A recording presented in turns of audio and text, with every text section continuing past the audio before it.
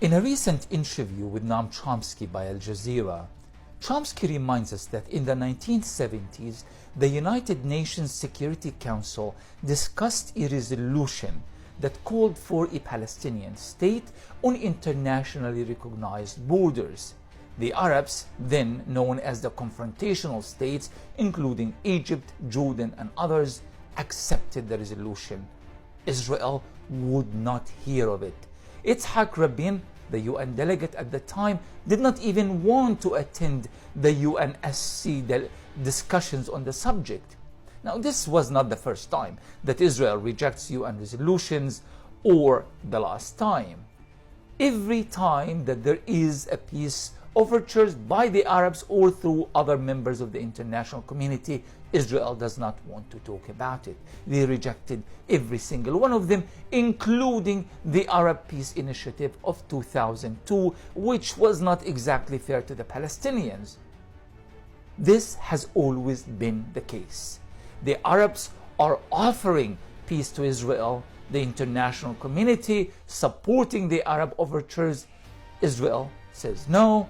The Americans say, well, as long as Israel's refusing, we refuse to put any pressure on Israel whatsoever. Now, Israel wants you to believe that its existence is being threatened by these very Arabs. At one point, the existential threat came from Jamal Abdel Nasser of Egypt. At other points, came from Saddam Hussein. Then it was Ahmadinejad of Iran, and at one point it was actually the peaceful Palestinian boycott movement, BDS.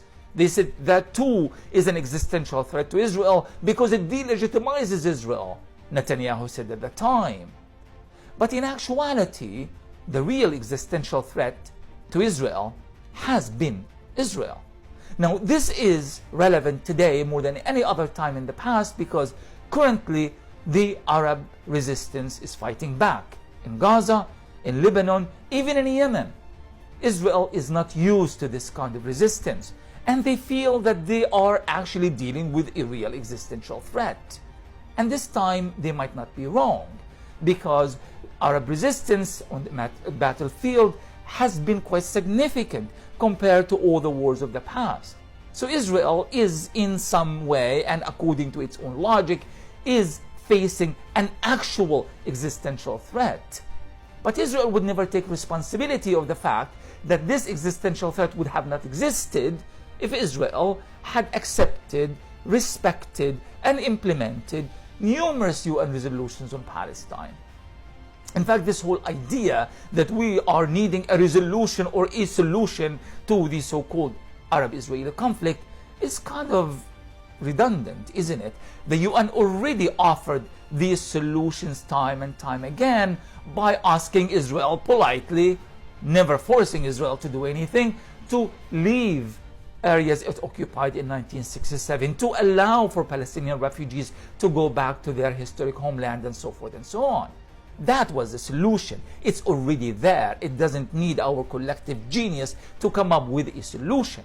Israel has rejected it because it had no reason to accept it according to its own thinking. It has all the power, all the firepower, all the money, and all the support, political and otherwise, coming from Washington.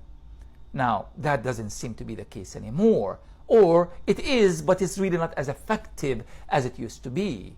And Israel is now facing an actual existential threat.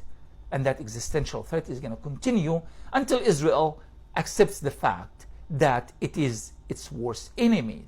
And that if there is an existential threat to Israel, it comes from Tel Aviv itself, not from Israel's enemies.